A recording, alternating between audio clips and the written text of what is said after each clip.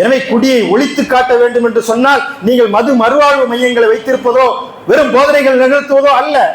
அதையும் புரட்சியாளர் அண்ணல் பெருமானார் நபிகள் நாயகம் ஸல்லல்லாஹு அலைஹி வஸல்லம் அவர்கள் நிகழ்த்தி காட்டினார்கள். ஒரே வார்த்தையில் தான் ஒழிந்தது மது. ஒற்றை வார்த்தையில் மதுவை ஒழித்து காட்டிய மாபெரும் புரட்சியாளர் அண்ணல் பெருமானார் நபிகள் நாயகம் ஸல்லல்லாஹு அலைஹி வஸல்லம் அவர்கள். இன்றோடு மது தடை செய்யப்பட்டு விட்டது, மது ஹராம் என்று சொன்னார்கள். அதோடு மது ஹராம் தான். குடித்துக் கொண்டிருந்தவர்கள், மது காய்ச்சி கொண்டிருந்தவர்கள் மது பீப்பாய்களை மதீனத்து வீதியிலே கொட்டினார்கள். குடித்தவர்கள் கொப்பளித்தார்கள்.